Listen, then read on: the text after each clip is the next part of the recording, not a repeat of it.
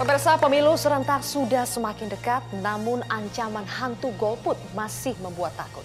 Dari tahun ke tahun penyelenggaraan pemilu, jumlah mereka yang tidak memilih atau golput terbilang signifikan. Ada yang menyebut bahwa golput merupakan ekspresi kekecewaan hingga wujud apatisme masyarakat.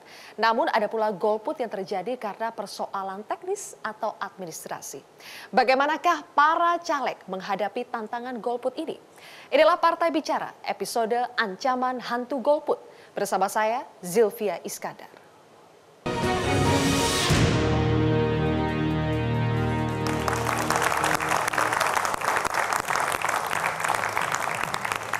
Baik pemirsa, untuk membahas topik ancaman hantu golput pada malam hari ini kami sudah menghadirkan 5 orang tepatnya narasumber yang sudah hadir.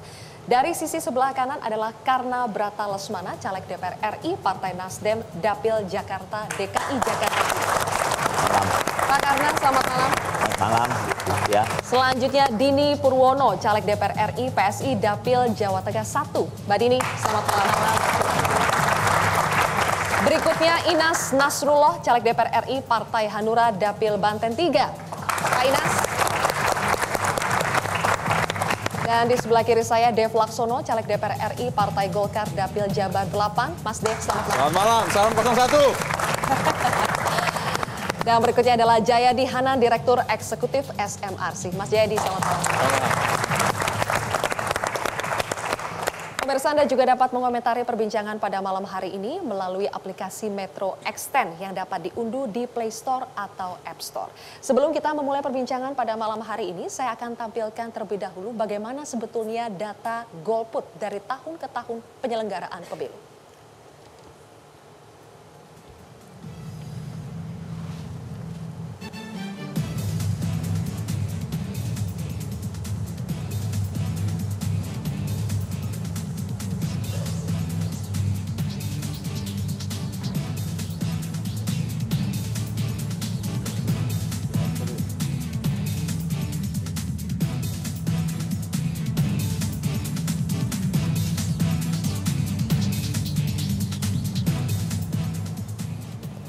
Baik, tadi kami sudah menampilkan 2 grafik. Yang pertama adalah soal data golput untuk Pilpres dan yang kedua adalah data golput untuk Pileg. Kalau kita lihat kecenderungan grafiknya memang semakin meningkat dari tahun ke tahun. Pertanyaannya Pak Inas, sebetulnya kenapa ya sejak era reformasi itu justru angka golput semakin meningkat dari tahun ke tahun? Sebenarnya tadi kan dikatakan ada karena teknis, ideologis. Saya melihat bukan karena hal itu. Tapi karena ketidakpedulian, ketidakpedulian bangsa kita, apatisnya bangsa kita terhadap kepentingan politik di Indonesia. Mereka kadang mengatakan kalau saya juga bicara sama mereka gitu, saya banyak turun ke bawah bicara, untuk apa sih kita nyoblos? Toh bukan kita presidennya, kok bukan kita anggota DPR-nya, mereka duduk juga mereka lupa sama kita, udahlah kita mikirin cari makan kita sendiri. Ini yang harus dirubah. Cara berpikir dari orang-orang seperti ini harus kita rubah yang golput. Karena saya sendiri pernah menjadi golput cukup lama. Nah ya, waktu itu alasan Pak Inas kenapa?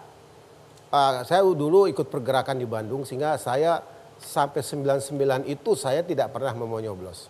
Sejak saya punya hak pilih ketika saya mulai umur 17 tahun sampai dengan saya tahun 79 lah, sampai tahun 99 itu saya nggak pernah nyoblos hampir 20 tahun. Karena saya tidak sepakat dan tidak terhadap pemerintahan pada waktu itulah. Karena saya lihat ada di pergerakan pada saat itu. Tetapi ketika 99 itu saya masih juga belum percaya. 99 kalau tidak salah pemilu pertama setelah reformasi.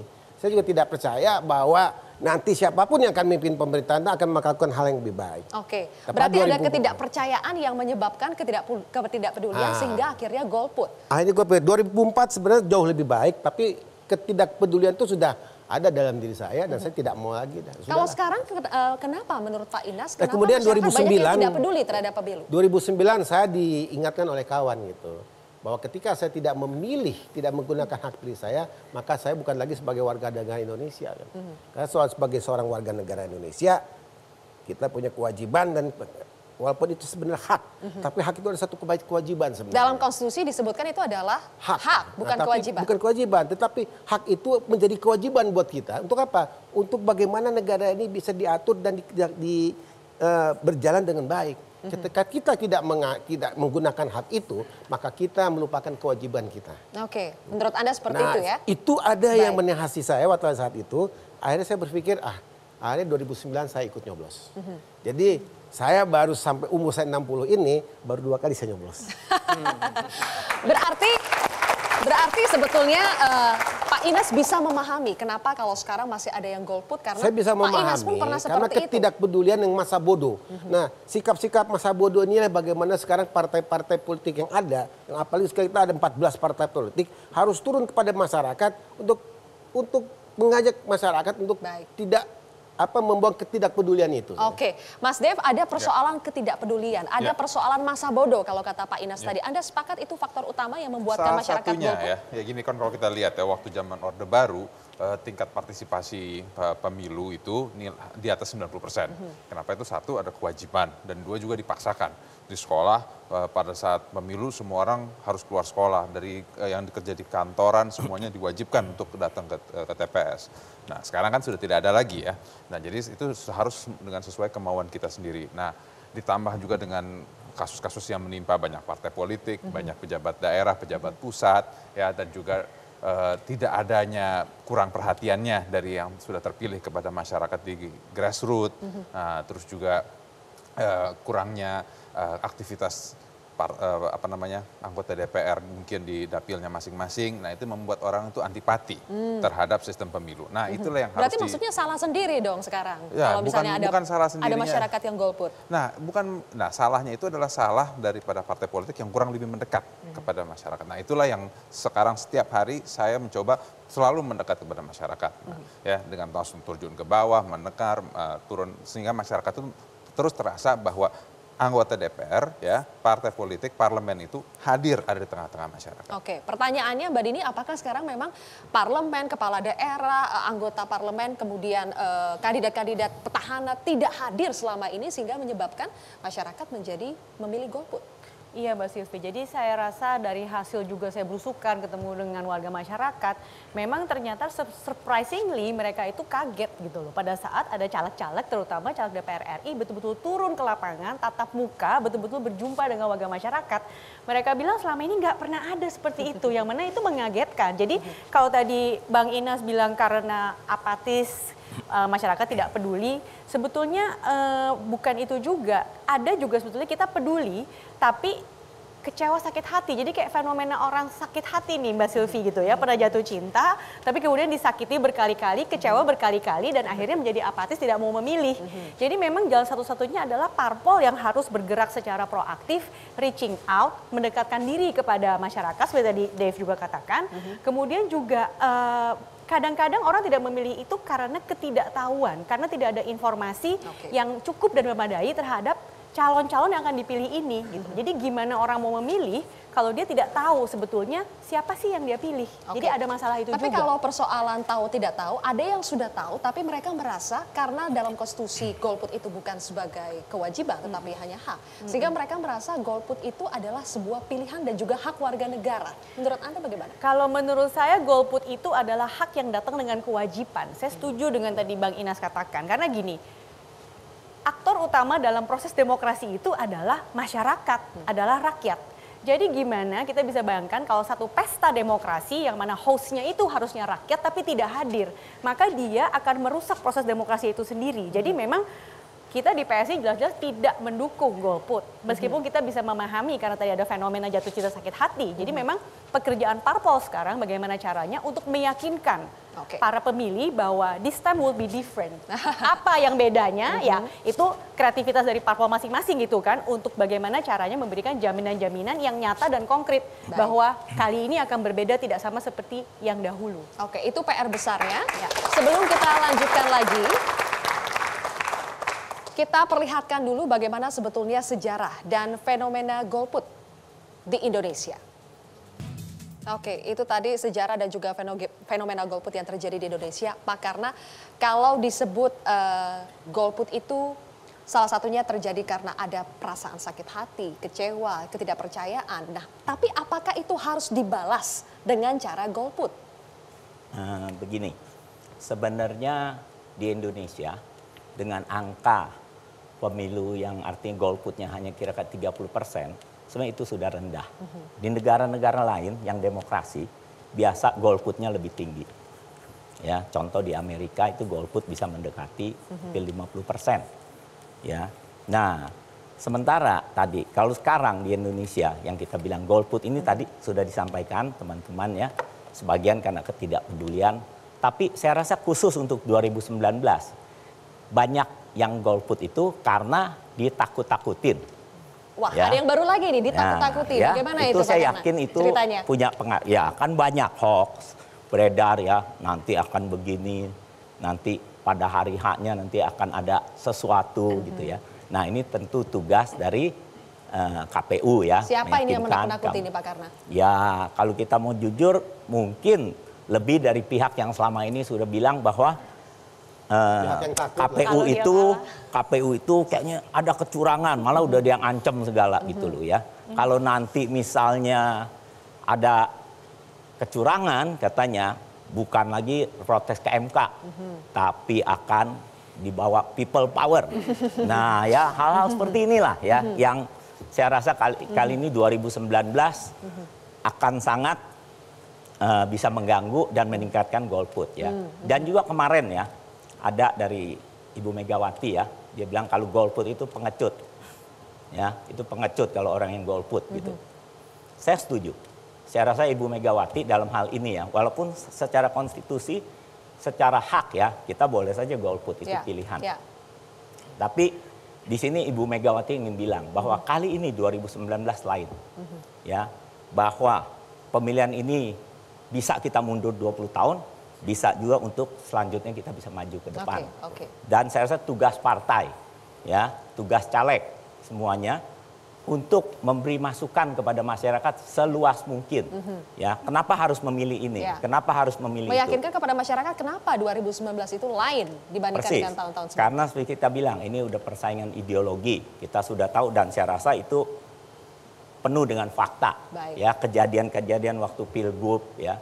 Nah, kita sudah bisa lihat ini yang artinya memanfaatkan segala cara ya, menggunakan isu agama, isu ras ya. Nah, ini benar-benar bisa menurut saya bisa menghancurkan NKRI ini. Dan kalau itu ditanggapi dengan cara golput akan semakin bahaya. Iya.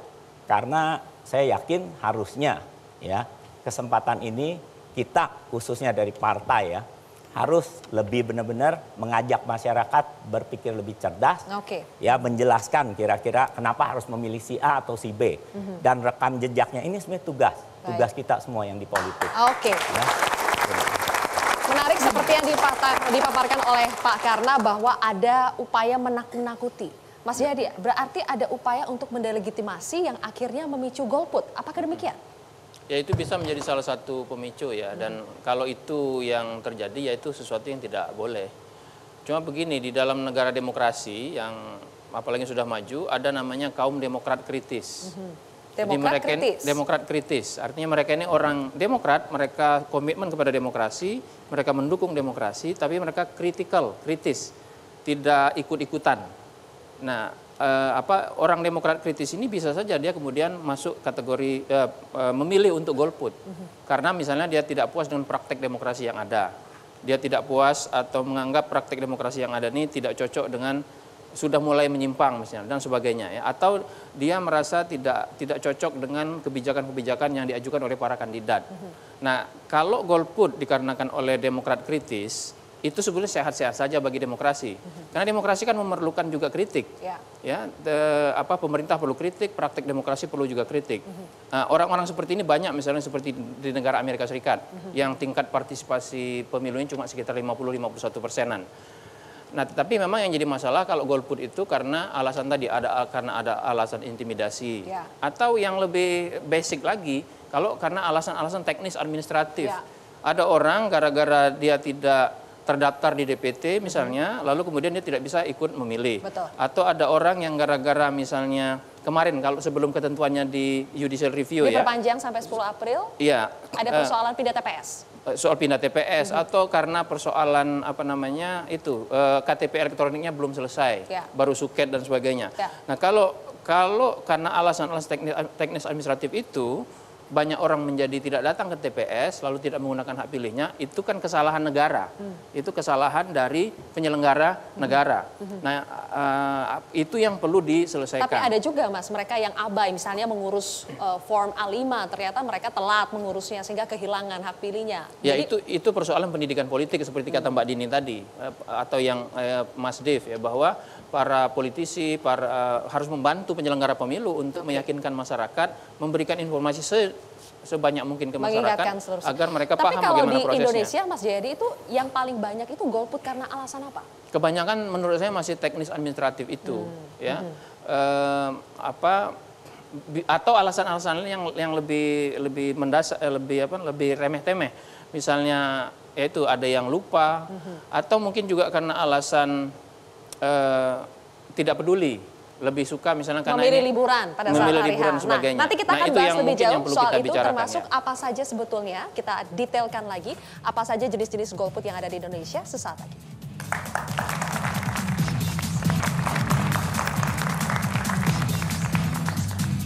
Kembali lagi dalam Partai Bicara, pemirsa, masih dalam topik ancaman hantu golput. Kami kembali mengajak Anda untuk berpartisipasi dalam perbincangan malam hari ini melalui aplikasi Metro Extend yang dapat diunduh di Play Store atau App Store.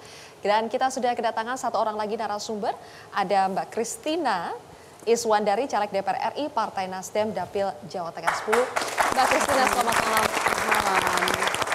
Mbak Christina, dari tadi kita sudah membahas soal golput, jenis-jenis golput, dan alasan kenapa orang golput. Mbak Christina sebagai caleg baru, merasa khawatir nggak kalau golput ini akan menggerus suara Mbak Christina?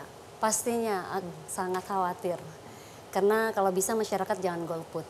Kalau golput berarti aspirasi mereka tidak terwakili. Dan tentunya di DPR ini kan harus kuat ya. Kalau tidak ada aspirasi-aspirasi yang masuk atau minim, kerja kami juga jadi minim. Oke, menarik, aspirasi mereka tidak terwakili. Sementara kalau tadi kita lihat di grafik yang tadi, mereka golput justru karena merasa aspirasi mereka itu tidak terwakili oleh kandidat yang ada saat ini. Nah, justru itu. Mungkin mereka yang saya melihat golput ini datangnya karena mereka frustasi, merasa apa yang sudah mereka wakilkan, artinya mungkin mereka sudah mencoblos, tetapi tidak ada realisasinya. Atau janji-janji sebelumnya tidak terrealisasikan. Selain itu, caleg atau dewan yang sudah jadi tidak mau menyentuh lagi pada saat pesta demokrasi saja atau misalnya pileg saja 5 tahun sekali, baru kalau ada maunya saja datang, gitu loh. Jadi apakah Mbak Christina ini maju untuk menggantikan mereka yang lama, yang suka ikar janji? Ya, saya memang tujuan saya untuk mencalonkan diri sebagai anggota DPR RI adalah saya merasa terpanggil, tentunya di daerah wilayah saya, Dapil 10 Jawa Tengah, Pemalang, Pekalongan, Batang, saya terjun langsung, saya sudah mendengar, saya sudah melihat langsung bahwa pada saat saya turun, saya tidak mau banyak berbicara di sana. Saya malah ingin mendengar banyak apa keluhan-keluhan mereka, apa aspirasi mereka yang bisa saya bawa nanti kelak saya jadi duduk di sana. Dan saya pun bertanya, siapa saja yang sudah ada di sini, DPR RI yang datang selama bertahun-tahun. Atau mungkin nggak usah bertahun-tahun lah. Saya tanya 2014 aja kemarin, nggak ada. Secara di Dapil 10 itu ada 7 anggota DPR RI yang sudah jadi. Kata saya satu aja, mungkin ada 1, tapi yang 6 kemana, gitu kan? Jadi jangan dipilih lagi kalau bisa. Kalau saya pun begitu, kalau saya jadi, saya lupa, jangan dipilih lagi. Atau mungkin saya nggak benar gitu loh. Saya itu aja sih janjinya. Pak Inas. Saya jadi ingat ketika PSI mengatakan soal dosa partai lama. Kalau kita kaitkan dengan konteks ini dan kita sambungkan dengan apa pernyataan barusan, sepertinya ada dosa anggota petahana yang lupa dengan janji-janji politiknya, jarang berkunjung ke konstituen, sehingga akhirnya menyebabkan mereka golput. Tanggapan Anda sebagai politisi senior? Ya nggak seperti itu. Dari 560 anggota DPR, Ya nggak mungkin semuanya nggak pernah turun kembali atau tidak menampung aspirasi setelah mereka terpilih. Tentu dengan adanya reses yang 5-6 kali dalam setahun, masih banyak anggota DPR yang turun ke dapil-dapil untuk mendengar aspirasi masyarakat. Memang yang terkendala kita sebagai anggota DPR adalah aspirasi itu yang dalam tanda kutip.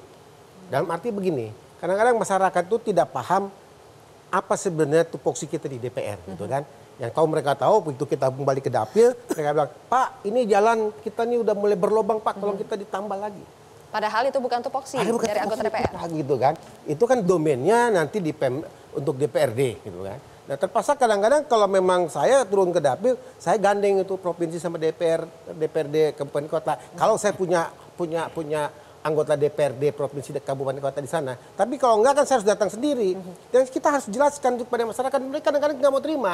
Percuma kalau gitu, kemarin saya vote Bapak katanya. Saya kasih suara buat Bapak. Sementara Bapak hanya jalan saja, Bapak tidak bisa betulin. Kalau begitu apakah pendidikan politik buat masyarakatnya yang kurang? Ya, jadi memang pengetahuan masyarakat tentang apa itu DPR, kita jelaskan juga tupoksi yang kita budgeting, legislasi dan pengawasan. Itu mereka nggak ngerti gitu kadang-kadang. Masa cuma itu aja kerja DPR? Enak dong jadi anggota DPR cuma itu kerjaannya. Tapi dia tidak tahu bagaimana kita menyusun undang-undang, bagaimana kita menyusun APBN, mereka nggak ngerti itu. Tapi yang mereka mau tahu adalah setiap anggota DPR, kalau jalan rusak tolong betulin.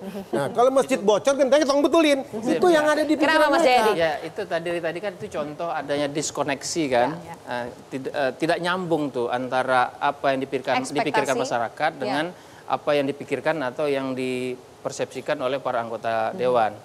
Nah, selain persoalan pendidikan politik, saya kira kita harus juga memikirkan bagaimana caranya ada sistem yang diperbaiki, sehingga tadi kan Bang Inas menyampaikan secara tidak langsung tadi bahwa salah satu solusinya adalah adanya koordinasi yang erat antara DPR pusat, DPRD tingkat provinsi dan DPRD di tingkat kabupaten kota. Memang mereka tidak punya hubungan secara struktural menurut sistem pemerintahan kita, tetapi mereka diikat oleh partai yang sama misalnya. Itu jadi ini persoalan bukan cuma soal salah masyarakat yang tidak mengerti, tapi persoalan di pendidikan politik, tapi juga bagaimana sistem politik dalam hal ini partai politik dan anggota-anggota dewannya itu memikirkan cara mencarikan sistem agar aspirasi-aspirasi yang disebut masyarakat itu bisa tersalurkan tanpa harus mengatakan itu bukan tugas kami, gitu. Betul, masyarakat tidak ada kamusnya dalam masyarakat. Anda kan penyelenggara negara. Penyelenggara negara tugasnya adalah merespon kebutuhan masyarakat. Betul. Begitu. Ada sistem kepartaian yang tidak berjalan di sini, Mbak Dini. Apa solusi yang bisa ditawarkan? Pertama, yang penting partai itu harus kompak, satu fraksi. Jadi mungkin kalau dari level DPR RI, seperti Bang Inas bilang, dari 500 lebih orang itu nggak mungkin nggak ada yang turun ke bawah. Tapi kan apapun juga yang dilakukan, itu kurang bisa berdampak signifikan pada saat dia tidak mendapat dukungan fraksinya. Jadi kurang bergaung. Kemudian yang kedua, saya setuju dengan tadi Mas Jayadi bilang, itu harus ada kerjasama yang baik internally antara DPR RI, DPRD 1, 2 dari kader-kader dari partai yang sama. Karena kita kerja itu kan harus berkesinambungan dan harus kompak. Jadi memang selama ini juga kalau kita turun-turun ke ke masyarakat, kita bicara bahwa yang kita bisa lakukan ini. Jadi dari awal kita udah manage expectation daripada rakyat gitu. Jadi kalau mereka minta ABC yang nggak nyambung, kita akan bilang itu nanti tugas daripada DPRD. Makanya kita harus perjuangkan lengkap dari awal dari RI sampai DPRD. APBN. Sementara DPRD kan selalu fokus di APBD. Nah, sementara kalau kita di pusat, di pusat presiden, DPR RI itu urusan dengan presiden, di daerah itu urusannya dengan gubernur atau bupati. Nah, itu aja kadang-kadang sudah berbeda pikiran, berbeda konsep, dan juga berbeda prioritas. Tapi masyarakat kadang tidak mau tahu. Itu sekarang tinggal bagaimana kita tuh ngejelasin ke masyarakat dan juga kita bagaimana mengelobi. Nah, kadang-kadang misalnya gini, saya di kursi di DPR RI ada 91. Di provinsi ada sekitar 18 dan juga di kabupaten, di kota tempat saya Cirebon itu hanya ada 6. Nah, perjuangan kita di pusat dengan perjuangan kita di provinsi dan perjuangan di daerah itu kadang-kadang nggak suka sinkron. Seharusnya linear kan? Nah, kadang belum tentu juga karena kan beda-beda fraksi memiliki beda pemikiran sendiri-sendiri. Mereka memiliki ada fraksi yang sama tadi kan dengan asumsi dari fraksi yang sama. Fraksi yang sama. Nah, tapi fraksi yang sama anggaran yang di pusat ya dialokasikannya berapa, turun ke bawah, itu kan kepotong-potong lagi, kepotong di provinsi, kepotong di kabupaten. Nah, tapi menurut saya satu yang memang signifikan kurang adalah itu kan ada dari politisi itu kurang proaktif memberikan solusi. Seperti tadi Mbak Jayadi bilang, mereka simply cuma bilang, oh itu bukan urusan saya, tapi tidak menciptakan satu breakthrough gimana caranya solusi yang ditawarkan. Kalau misalnya mau menyalahkan partai secara keseluruhan, ya memang secara gampang. Oke, baik. Nanti kita akan bicara lebih konkret lagi bagaimana solusi untuk menghadapi ancaman golput seperti apa. Kami akan kembali sesaat lagi pemirsa.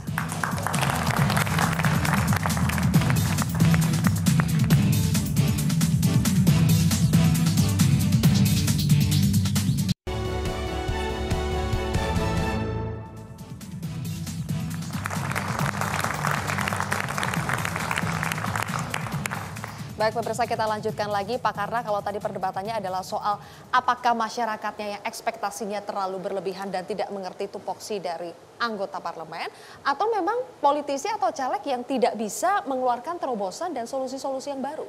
Iya, jujur menurut saya kekecewaan publik itu lebih banyak karena mereka melihat banyak calon anggota DPR atau DPRD ke sana untuk cari uang. Ya istilahnya itu lebih banyak yang saya sering dengar. Karena itu sering, jadi mereka itu sekarang istilahnya kalau mau ya wani piro kan. Saya mau pilih Anda mau kasih uang berapa gitu. Nah sekali lagi karena itu fakta, kenyataan sering ya. Tapi ya, kenapa budaya itu tumbuh di masyarakat? Jangan-jangan memang selama ini terus disodorkan seperti itu sehingga akhirnya terbentuk budaya seperti itu? Ya karena seperti dibilang banyak yang ke sana itu untuk artinya mencari uang itu dan budaya itu kayak dibiasakan gitu loh. Untuk balik katanya. Karena kita ngerti semua. Biayanya besar kan untuk menjadi caleg kan. Jadi sebenarnya itu yang saya bilang. Ya mudah-mudahan ya ke depan nanti ya. Caleg-caleg yang nanti jadi di DPR ya merubah mindsetnya. Dan ke sana benar-benar untuk memajukan negeri ini. Membantu pemerintah bukan menghambat. Kita kan tahu ya. Di sana itu sering yang istilahnya bukan rahasia umum ya. Bahwa maksudnya ini udah rahasia umum gitu ya, bahwa sering kalau ada proyek-proyek katanya di DPR atau di DPRD itu ya minta jatah lah. Ya mudah-mudahan ke depan tidak. Oke. Iya kan? Ya mudah-mudahan. Dan tadi juga yang menarik, kan tadi dibilang incumbent ya. Kalau khususnya di DKI, 70% dari incumbent itu nggak jadi lagi. Kalau kita mau lihat di 2014. Ya, artinya masyarakat sebenarnya udah cerdas. Tapi sebenarnya incumbent itu kalau mereka memang berbuat baik selama 5 tahun itu, mereka udah nggak usah capek-capek kok, pasti dipilih lagi. Ya, nah sering hampir tiap hari saya turun. Kadang-kadang kesian, masyarakat kesian sering nanya sama saya, Pak Bapak belum terpilih, Bapak datang. Udah terpilih, Bapak datang lagi nggak? Itu pertanyaan yang sering diajukan ya Pak? Sering, hampir 10 kali titik saya datengin, hampir setengahnya nanya seperti itu. Ya saya jawab dengan jujur, kemungkinan tidak, karena saya dari DPR RI. Ya saya ceritakan. Di Dapil DKI 3 ada 20.000 RT. Anda jujur seperti itu? Oh ya saya sampaikan jelas ya. Saya bilang karena saya tiap hari maksimum turun 3-4 titik. Satu tahun nggak lebih dari 1.500. Baik. Bagaimana saya mau bilang ya saya datang. Itu kalau kita bilang 20.000 RT hanya di DKI 3. Kalau seluruh Indonesia itu kita bilang TPS-nya ada 800.000. Karena itu saya bilang, kalau terpilih saya akan membuat rumah aspirasi rakyat. Supaya kalian bisa mencari DPR. Oke, jadi ada solusi yang ditawarkan, ya, rumah aspirasi rakyat. Persis, jadi saya rasa kalau turun ke bawah, supaya ya mereka lebih percaya kepada calon anggota, atau DPR-nya nanti ya, atau DPRD. Ya kita harus selalu memberikan solusi dan penjelasan yang konkret. Jangan kita bohongin atau mau gampang. Turun lagi nggak turun. Ya pasti kita bohong kok. Oh, kalau Mas Dev solusinya apa? Kalau tadi Pak, karena caranya seperti itu, Mas Dev seperti apa berbicara kepada konstituen? Berbicara konstituen ya harus terus mendekat kepada masyarakat dan harus terus hadir di tengah-tengah masyarakat. Ya mungkin ada caranya ya, setiap titik yang kita kunjungin itu bisa di rolling. Ya saya itu di tempat saya ya, itu ada lebih dari 70 kecamatan, nah hampir 800 desa, ya desa dan kelurahan. Nah ya caranya itu ya harus di rolling. Nanti kita ganti di desa ini, terus besok ke desa mana, ya atau sehari itu juga bisa di press di satu kecamatan, bisa kita tunjukkan. Dan selama kunjungan itu ada tidak yang men-challenge Pak Mas Dev dengan mengatakan kenapa saya harus milih Mas Dev, saya sudah mau golput saja ini. Ada beberapa kali saya didapatkan situasi seperti itu. Terus saya jelaskan lagi, saya coba jelaskan baik-baik. Anda sudah warga negara Indonesia. Anda memiliki hak untuk menentukan masa depan, bukan hanya Anda tapi masa depan bangsa Anda. Apa Anda mau buang-buang itu saja atau Anda masih memberi kesempatan? Nah, dengan penjelasan seperti itu, ya ada yang tetap ngotot tidak mau, ada yang mau berubah pikirannya. Nah, cuman yang penting itu ya, sentuhannya itu nggak bisa hanya satu kali, harus berkali-kali, dan harus berbagai macam forum media, apakah ketemuan langsung, melalui media massa.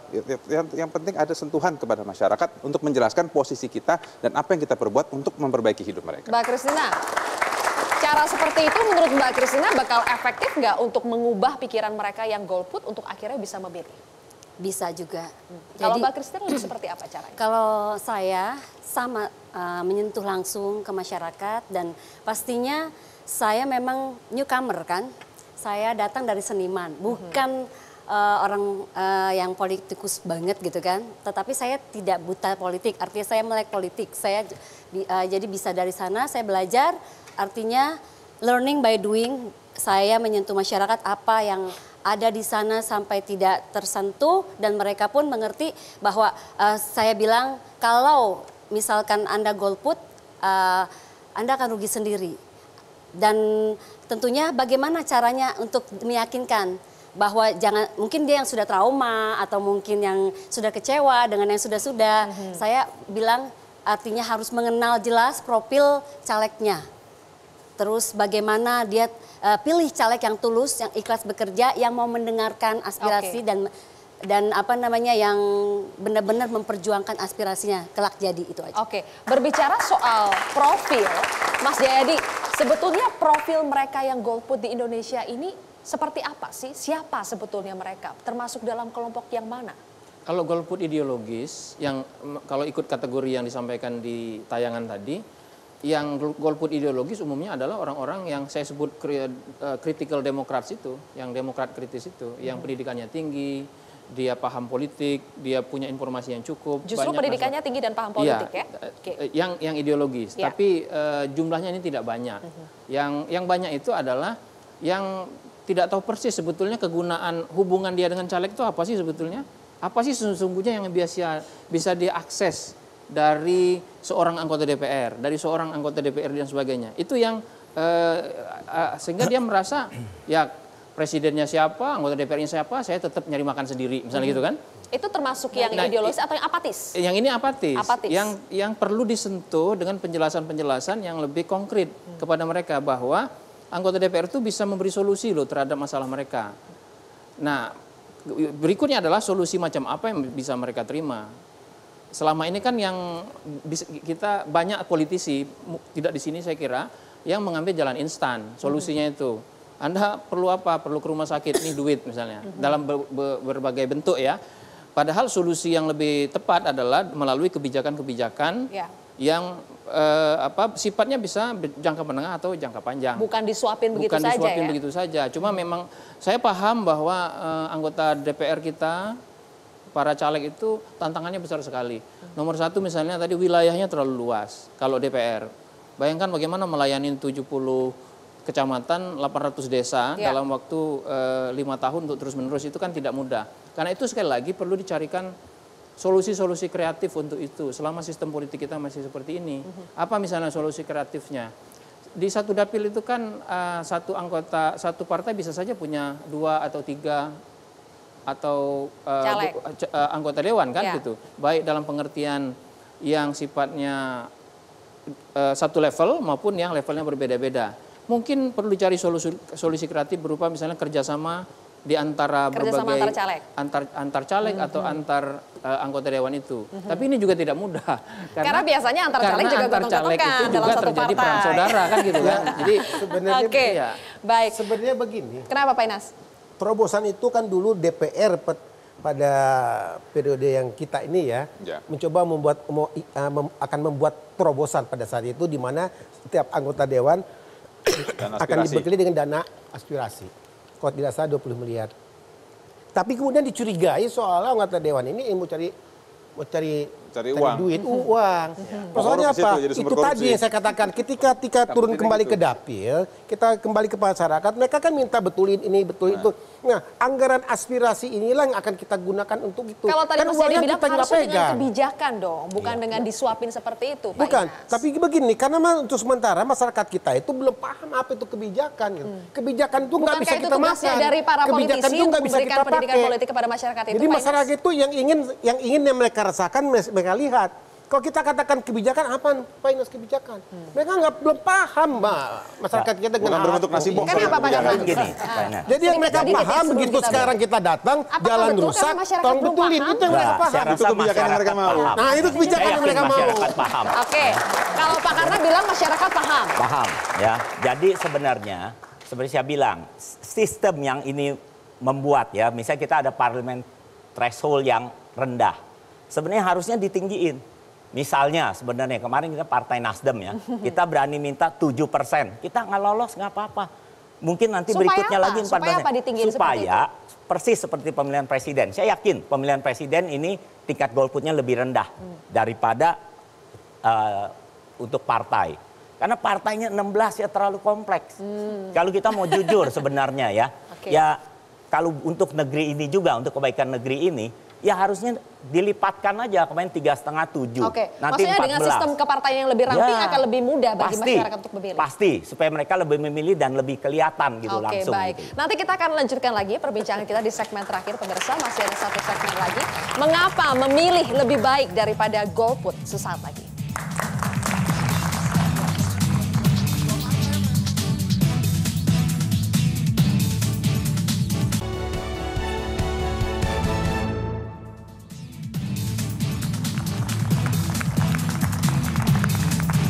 Kita sudah sampai di segmen terakhir, pemirsa. Sekarang saya minta kepada seluruh narasumber untuk meyakinkan para calon pemilih. Mengapa memilih itu lebih baik daripada golput? Jelaskan logikanya itu seperti apa, yakinkan mereka. Mbak Dini.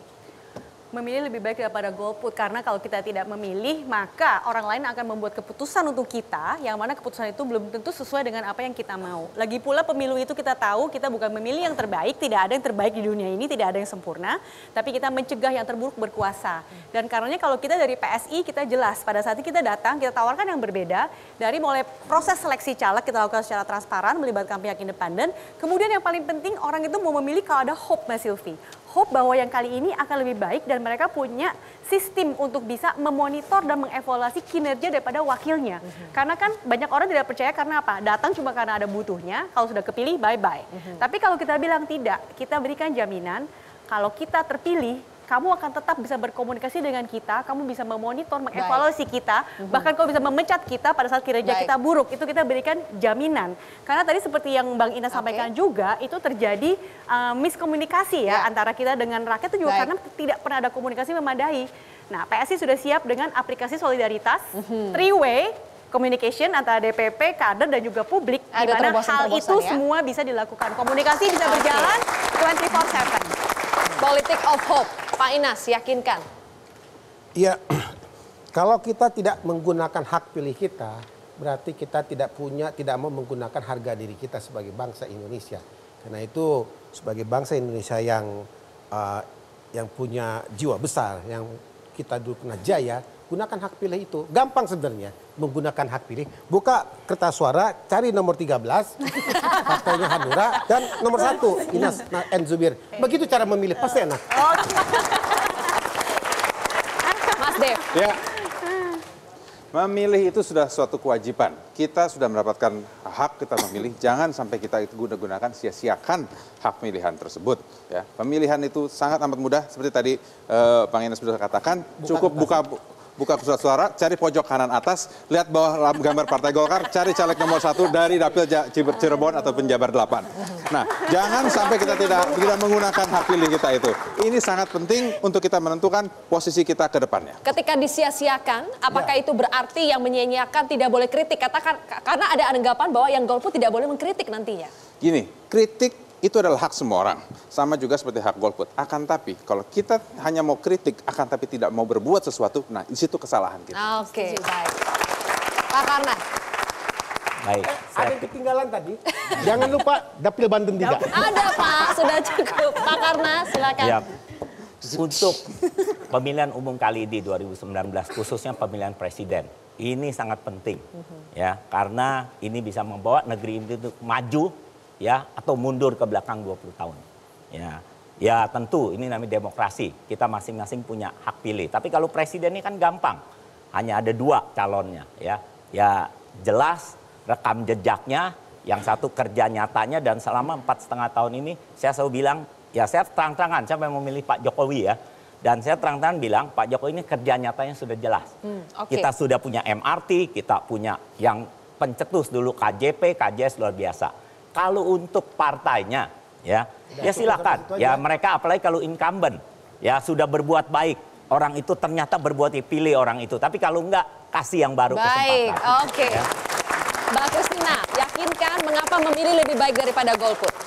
Ya, sebagai warga negara yang baik pastinya harus memilih.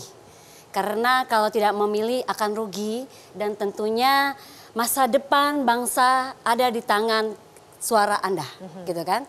Jadi jangan sampai tidak memilih. Dan saya tentunya buat masyarakat, pilihlah wakil yang benar-benar tulus, pilihlah wakil yang benar-benar kerja, pilihlah wakil yang benar-benar menyentuh langsung ke masyarakat. Jangan sampai sudah dipilih anggota itu lupa, anggota dewan itu lupa. Jadi hukumannya Anda sendiri, rakyat sendiri yang harus menghukum. Besok-besok jangan dipilih lagi. Oke, baik. Mas Jayadi, betulkah kata mereka ini kalau tidak memilih akan rugi? Nomornya? Iya, nomor berapa? Nomor saya nomor 5. Masih lanjut ternyata. Mas Jayadi, sudah cukup ya.